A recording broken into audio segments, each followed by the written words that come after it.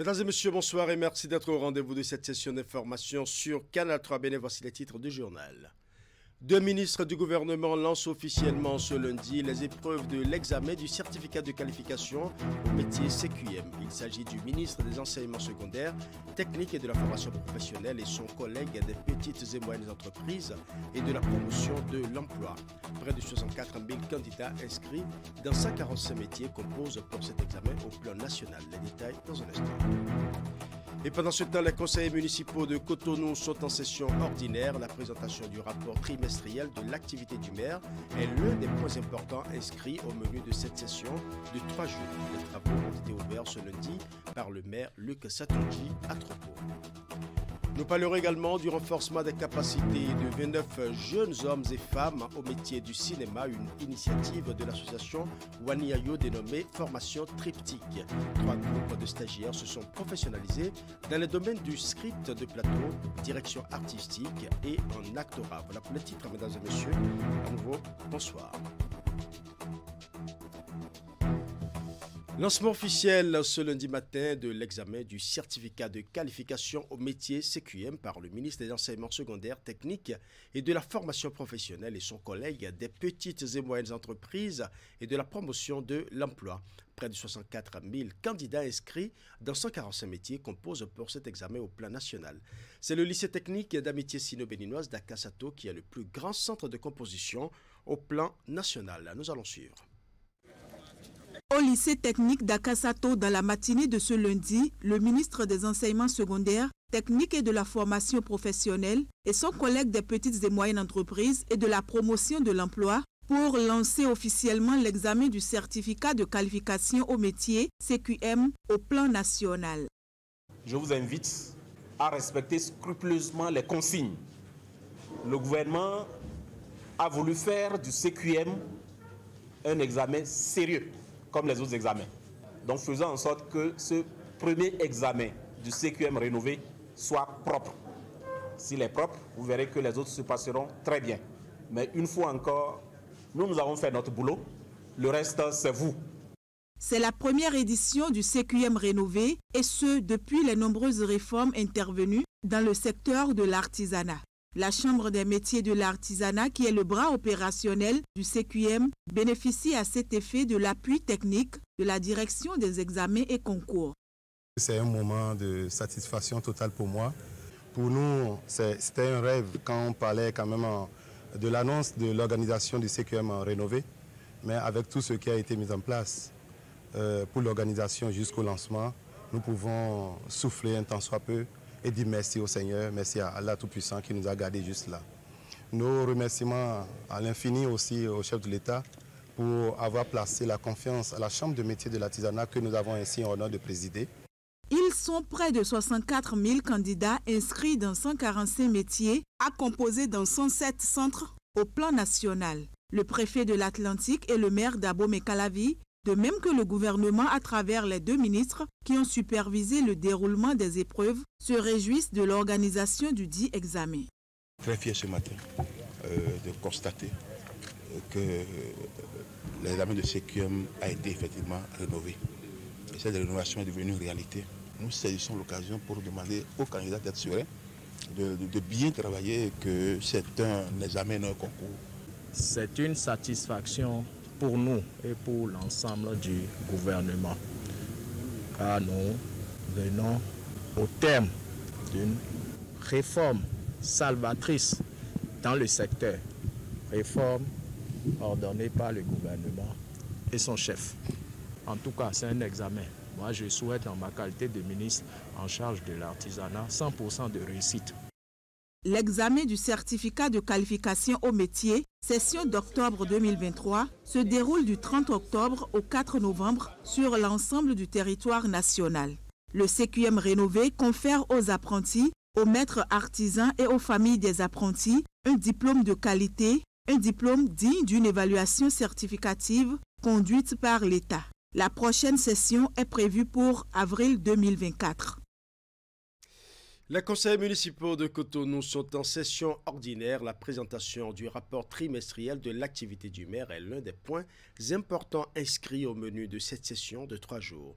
Les travaux ont été ouverts ce lundi par le maire Luc Setondji Atropo. Nous allons suivre.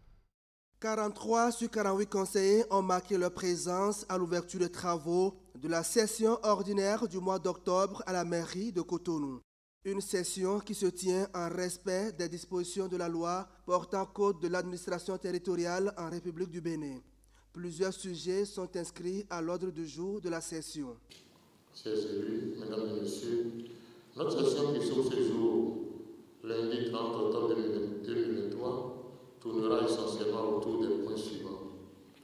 Présentation du rapport trimestriel d'activité du maire, présentation du rapport trimestriel du conseil de supervision, présentation et évaluation des rapports d'activité des commissions permanentes, examen et validation du projet de PTA 2024, examen et validation du projet de budget primitif 2024, autorisation par mise en maîtrise d'ouvrage délégué MOD des travaux de la voirie à la CIRAT, autorisation pour la mise en œuvre du marché de Noël dans le cadre des festivités de fin d'année 2023. Autorisation au secrétaire exécutif pour les options de paiement des prêts d'occupation des domaines publics dans le cadre de l'installation des bases vies des entreprises ayant en charge des projets d'assainissement et d'aménagement dans la ville de Cotonou. Le maire Luc Setondji Atropo a saisi cette occasion pour remercier le gouvernement du président Patrice Talon pour son soutien à l'organisation de la 43e Assemblée générale de l'Association internationale des maires francophones. La session ordinaire prend fin le jeudi 2 novembre 2023.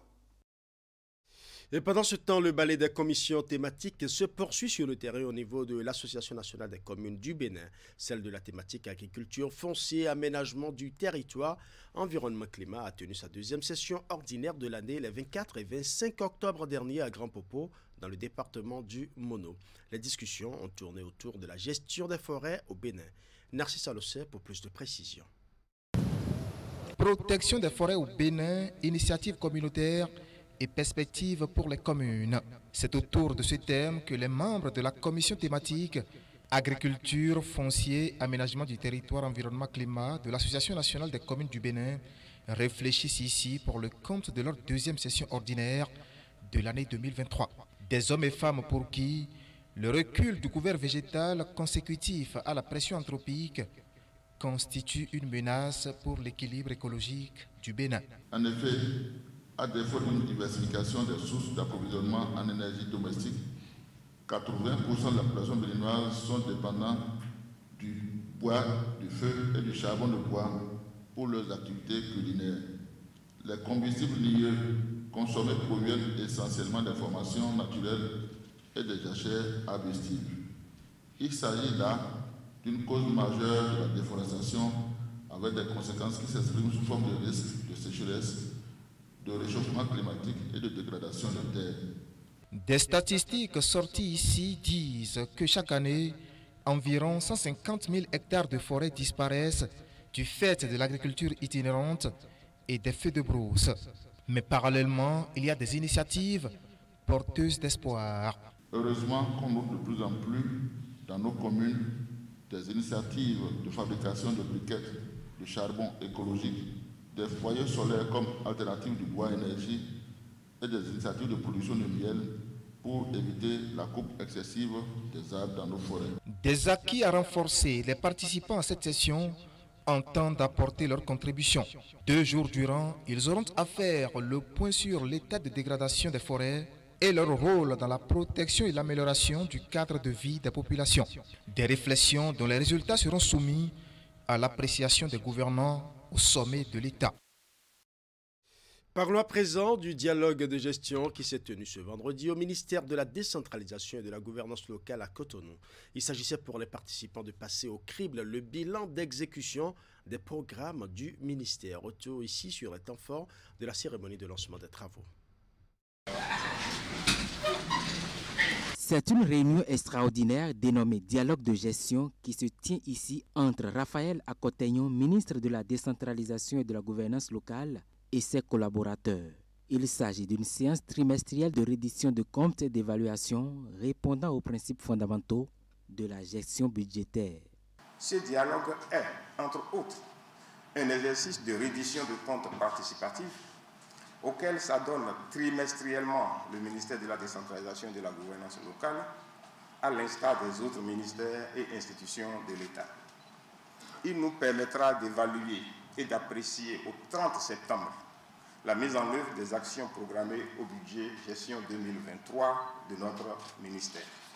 En termes de bilan d'exécution des programmes à la date du 30 septembre 2023, le ministère de la décentralisation et de la gouvernance locale affiche un taux satisfaisant. Les ressources ont été engagées et ordonnancées respectivement à 81,41% et 79,19% pour une cible de 75% contre 84,91% et 80,90% à fin septembre 2022. Ces performances sont sous-tendues par un taux d'exécution physique estimé à 62,42% pour une cible de 60% conformément à la méthodologie harmonisée du calcul. Au terme de ces assises, sont attendues des approches de solutions aux difficultés relevées dans la mise en œuvre des programmes du ministère et des recommandations en vue d'une fin de gestion encore plus reluisante. Le groupe de réflexion alternative et perspective a effectué samedi dernier sa rentrée solennelle pour le compte de l'année académique 2023-2024. C'est à la faveur d'une conférence inaugurale présidée par le professeur Roch Niaoui. Le thème principal de la rentrée est intitulé « La démission dans un état de droit, trahison ou sauvegarde de l'honneur et de la dignité ». Les manifestations se sont déroulées à la chaire UNESCO des droits de l'homme de l'université d'Abomey-Calavi. Suivant. C'est une conférence inaugurale qui s'inscrit dans le cadre des activités de la rentrée solennelle du groupe de réflexion alternative et perspective GRAP. Pour décortiquer la principale thématique à l'ordre du jour, 3 docteurs en droit et un général des forces armées béninoises. 4 communications sur le thème « La démission dans un état de droit, trahison ou sauvegarde de l'honneur et de la dignité ». Devant un public riche, diversifié et pluridisciplinaire, les contours de la démission en lien avec le droit de travail, les forces armées béninoises, le droit des sociétés commerciales, mais aussi dans le champ politique, ont été expliqués. Il s'agira globalement de voir dans l'acte de démission que c'est un acte de liberté. Mais parfois, on peut comprendre que l'expression de cette liberté peut être, l'exercice de cette liberté peut être faite sous pression.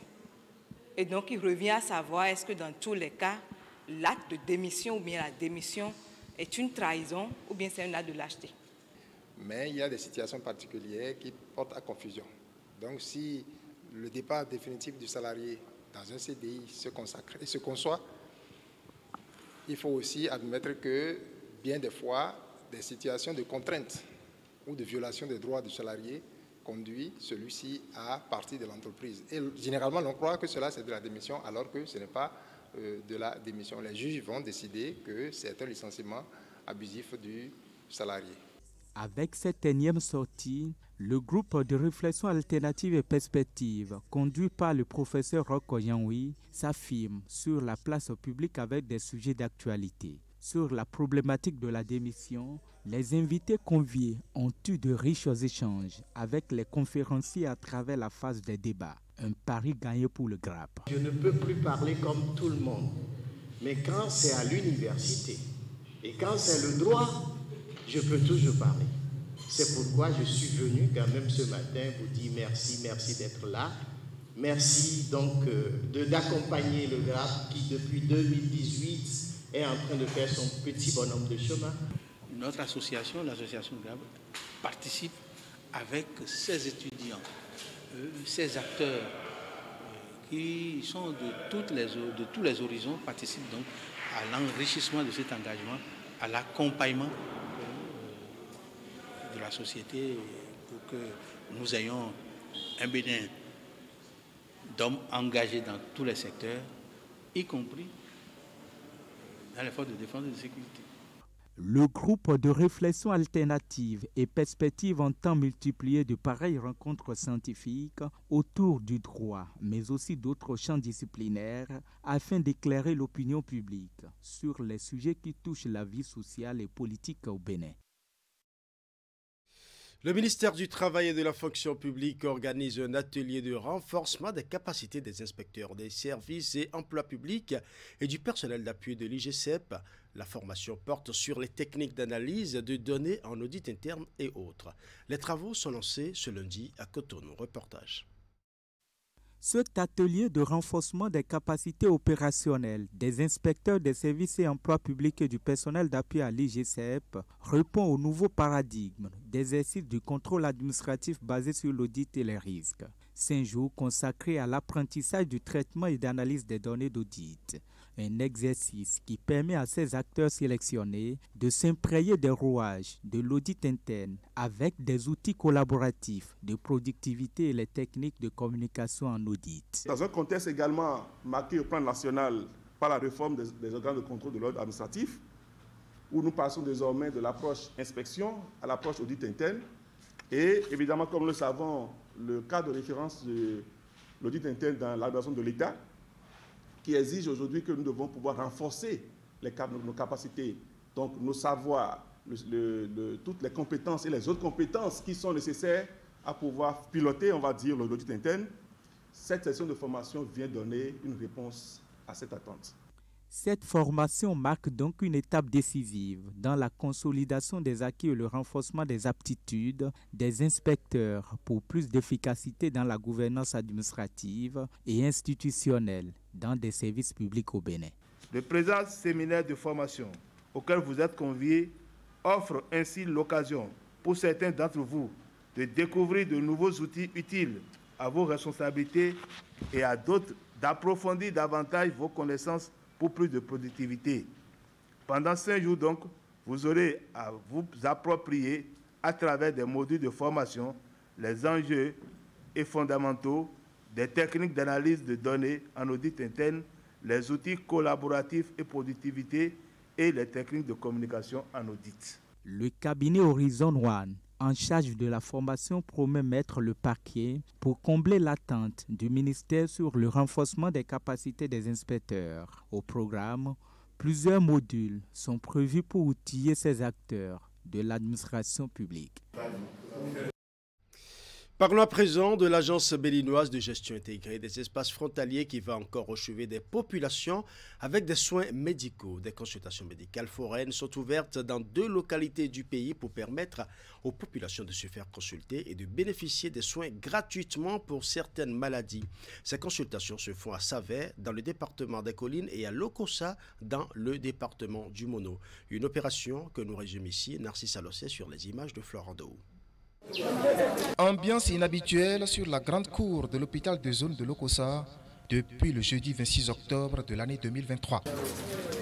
Des populations issues de cette zone sanitaire et qui souffrent de la rhumatologie se font consulter par des spécialistes mobilisés par l'agence béninoise de gestion intégrée des espaces frontaliers. Dans la commune de Lokossa, il n'y a pas de rhumatologue en poste à tout moment. Quelqu'un m'a dit hier de Grand Popo, puis je suis d'Agoué, donc il s'est fait soigner, que ça fait plus de 3 mois qu'il demandait un rendez-vous avec le professeur Zomanetor qu'il n'a pas pu avoir. Et que hier, il a vu devant lui qu'il a soigné gratuitement et en plus il a donné les médicaments gratuitement. Et que ça, il tient vraiment à nous remercier pour cela. Donc ce que cela a dit, 500 et quelques personnes ont dit là-bas. Les bénéficiaires, eux, cachent à peine leur émotion. Parce qu'il y a beaucoup de malades et voulaient arriver ici pour faire les soins gratuitement. Tout comme ce monsieur, plus de 50 000 personnes sont prévues pour être impactées dans 30 des 36 communes frontalières que compte le Bénin. À quelques kilomètres de Lokossa, dans le département du Mono, Savet dans les collines. Ici, la BGF vient au chevet des personnes souffrant d'affection des yeux. Des ophtalmologues sont mobilisés pour la circonstance et tout part d'une séance de dépistage. Le sujet dépisté est préparé pour aller au bloc où il subit, ou elle subit du moins l'intervention chirurgicale en 10 ou 15 minutes. La chirurgie, elle, concerne 2 pathologies spécifiques. La cataracte, c'est le cristallin qui est blanc à l'intérieur que nous opérons. Il y a aussi une chair qui vient sur le noir de l'œil et que nous enlevons aussi parce que quand ça couvre l'œil, l'intéressé ne peut plus voir aussi. Donc nous enlevons ça. Plusieurs dizaines de patients ont bénéficié de ces soins ici. Parmi eux, ce sexagénaire qui a dû parcourir des kilomètres de Cabo jusqu'à Savet. J'ai lu beaucoup l'effort de cette équipe-là médicale et du gouvernement pour tout ce qu'il nous fait pour le bien-être de sa population. Je suis aguerri, je suis fier, je suis très content. Des populations doivent aussi se saluer au relais communautaire à qui des hommages ont été rendus solennellement. L'année passée, leur activité nous a permis de découvrir quelque chose qui a étonné tout le monde. On nous avait dit qu'il y avait une forme de drépanocytose qui n'existe plus au monde. Grâce à eux, on a découvert 70 personnes qui portaient les germes de cette drépanocytose à l'Alo. Aujourd'hui, l'Alo est devenue une zone d'attention de nos gouvernants pour voir comment faire pour travailler ces personnes-là. Donc ça, c'est la force de la méthode relais communautaire. C'est la 2e phase en un an de cette opération qu'organise périodiquement l'Agence béninoise de gestion intégrée des espaces frontaliers. Objectif, sécuriser la population de ces zones qui souvent ne se sentent pas concernées par ce qui se passe dans leur pays. Cérémonie de mise en service de l'ANES de l'Agence nationale des transports terrestres dans les collines. L'événement a été couplé avec l'organisation des premiers examens de permis de conduire dans le département. De quoi réjouir les populations des 6 communes de la région qui étaient obligées de parcourir de longues distances jusqu'à Boïcon avant de se faire servir. L'initiative participe de l'ambition des responsables de l'ANAT de rapprocher l'administration de la structure des usagers clients, mais aussi de renforcer la sécurité routière dans la région. Les détails avec Imet Hélène Amousso. Une annexe de l'Agence nationale des transports terrestres dans les collines, le service a ouvert ses portes au grand bonheur des usagers clients de l'ANAT dans la région, de même que les responsables de la structure. La cérémonie officielle de lancement des activités a été couplée avec l'organisation des premiers examens de permis de conduire dans le département. Le permis de conduire se faisait entre-temps à Boïcon, ce qui créait beaucoup de désagréments aussi bien aux candidats, c'est-à-dire les retards, les absences, et aussi bien aux auto-écoles. Dans l'esprit de rapprocher l'administration des usagers, on a créé une ANES à Savalou. Vous prenez des gens qui doivent quitter Banté, Savé, Tchéti, Doumé, Otola et même Savalou, pour ne pas dire Dassa, faire cette longue distance pour aller à Boïcon, vraiment, c'est un grand soulagement pour moi et c'est un grand soulagement aussi pour la population des collines. C'est aujourd'hui le déroulement et nous sommes la première vague, donc je suis venu, j'ai reçu à mon examen, je suis tellement content. Depuis longtemps, on allait très loin pour faire les permis de conduire, les formalités de plaques et autres. Désormais, c'est possible à Savalou. Je voudrais vraiment demander à ce que ce centre-là soit développé pour que ça aille d'avant en avant, pour que Savalou puisse véritablement jouir de toutes les fonctionnalités de la NAT. Fini donc les difficultés des populations des différentes communes des collines avant de bénéficier des services de l'agence. En plus des examens de permis de conduire, les dispositions sont prises afin d'offrir à tous les nombreuses prestations de la NAT. L'ouverture de cette annexe vient en réponse au souci de rapprocher l'administration des usagers, mais également pour renforcer la sécurité routière. Nos attentes est que les installations soient améliorées, le site de conduite soit bien tracé, aussi que l'équipement en matière de communication soit vraiment performant. Les candidats aussi sont totalement satisfaits. Juste après 15 minutes de composition, ils ont déjà systématiquement les résultats. C'est une bonne innovation. Ils étaient tous stupéfaits. Et voilà, c'est notre attente. Et puis, on ne peut qu'être vraiment être fiers. Vous avez vu, tout le monde est content de cette nouvelle dynamique, de l'implantation de cette ANES. Donc, nous ne pouvons que remercier le gouvernement qui a ce souci à cœur de servir les populations, les usagers clients des départements des collines. Faisant d'une pierre deux coups, la délégation de l'ANAT, conduite par le directeur des titres et du transport, est également allée à la rencontre des conducteurs et transporteurs de la cité des Soravi. Ces acteurs de la chaîne de transport, tout comme leurs pairs d'autres localités du pays, ont été informés sur les dangers du transport mixte et son interdiction en République du Bénin. Les échanges s'inscrivent dans le cadre de la campagne de sensibilisation lancée depuis quelques jours par le ministère du Cadre de vie et des Transports chargé du développement durable. Dans l'agenda du projet Porto Novo Ville Verte, les activités liées à la protection de l'environnement occupent une place prépondérante. En respect à cet agenda, la semaine du 23 au 28 octobre a été consacrée à une série de sensibilisations. Au cours de cette activité, des apprenants de plusieurs écoles du premier arrondissement de la ville ont été entretenus sur les comportements qui participent à la protection de l'environnement. Le point de cette série de sensibilisations dans ce reportage. Face aux élèves du complexe scolaire d'Eguetopa, dans le premier arrondissement de Porto Novo, une délégation de la coordination du projet Porto Novo Ville Verte.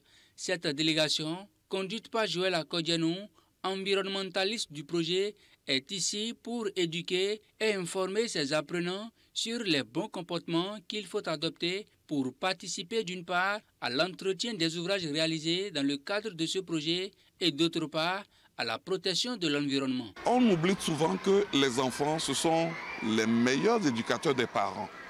Parce que si vous avez un enfant, vous voulez jeter un sachet par terre et l'enfant nous dit, mais là, la dernière fois, papa, on nous a dit qu'on ne doit pas jeter de sachets sur les pavés et qu'il faut tenir ça pour arriver à un niveau de poubelle et jeter dans la poubelle.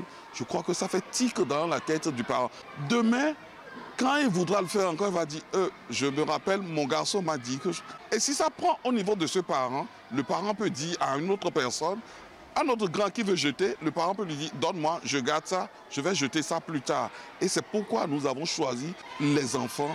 En dehors de ce complexe scolaire, les apprenants de plusieurs autres écoles de la localité ont eu droit au même message, notamment ceux de l'école maternelle Fila, de l'école primaire publique de Gbedjibé, du complexe scolaire Akron et du CEG Akwassa. Cette série de sensibilisation a été accompagnée du don de poubelles pour aider ces écoles à mieux gérer les déchets solides. Dans le cadre du projet Porto Novo Ville Verte, on a réalisé pas mal d'ouvrages. Donc nous avons initié cette activité basée essentiellement sur les sensibilisations pour pouvoir atteindre la population, leur montrer que les ouvrages réalisés, ce n'est pas la chose de la mairie, mais plutôt leur chose. C'est un bien que la ville met à leur disposition. Donc ils ont obligation de les entretenir afin d'attirer d'autres financements. On a fait des sensibilisations par quartier d'abord et après on a fait des séances de d'IEC, grand public. On a fait des formations et aujourd'hui on est dans les écoles pour toucher les élèves.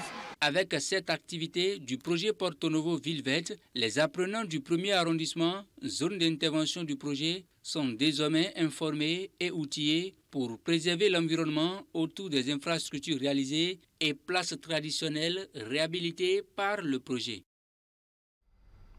Je l'annonçais en début d'édition, du 16 au 28 octobre 2023, l'association Wani Ayo a renforcé les capacités de 29 jeunes hommes et femmes au métier du cinéma. Dénommé Formation Triptyque, 3 groupes de stagiaires se sont professionnalisés dans les domaines du script de plateau, direction artistique et en actorat. La cérémonie de remise des attestations a eu lieu le week-end écoulé à Canal Olympia à Cotonou. Teddy Goudalo pour plus de précisions. Ils sont désormais aptes à faire valoir leur potentiel en actorat pour certains, script de plateau et direction artistique pour d'autres dans le domaine du cinéma. 2 semaines de formation auront permis à ces jeunes de pouvoir capitaliser des acquis cinématographiques. Au début de la formation, vous nous aviez dit c'est pas sûr qu'au bout de 2 semaines, vous deviendrez des scripts magnifiques ou exceptionnels. Mais ce qui est clair, vous comprendrez quand même les normes et vous sortirez d'ici avec un bagage intellectuel. Nous vous disons merci. Nous avions fini ces 2 semaines de formation avec des notions pédagogiques intellectuelle, mais surtout psychologique. À tous ces élèves, j'ai envie de dire, tout est devant vous maintenant. Il n'y a plus qu'à faire. Pour moi, le tout, ça a été d'échanger, comme je l'ai dit depuis le début, de créer un pont entre ce que je fais en Occident, en France, et d'amener ça au Bénin. Je crois que j'ai réussi, je l'espère en tout cas, à vous transmettre la seule chose que j'ai, la passion. Initiée par l'association Wani Ayo, cette formation triptyque au métier du cinéma est à sa 2e édition au Bénin. 29 stagiaires ont pu améliorer leurs performances dans différentes catégories de métiers de cinéma grâce à des formateurs locaux et internationaux. Je voudrais aussi remercier ces formatrices, ces formateurs au nombre de 6 qui avaient une passion, une mission, celle de transmettre leur passion pour le cinéma. Merci d'avoir participé à ma folie de rêver un cinéma de qualité pour le Bénin. Je suis tellement heureuse de pouvoir rendre un petit peu de ce que je dois au Bénin. De vous le rendre à vous, la jeunesse béninoise. Vous qui êtes là ce soir, plein d'espoir, plein de motivation, plein de talent. Nous, ce que nous voulons à Wani Ayo et avec nos partenaires, c'est que vous puissiez vivre vos rêves de cinéma ici, au Bénin. Nous croyons en vous. Nous savons qu'à l'instar de Wanilo, à l'instar de Tassin Hangbe, vous allez vous battre pour réaliser vos rêves de cinéma. Plusieurs partenaires ont accompagné Telak Pomaou et son équipe pour la réussite de cette formation.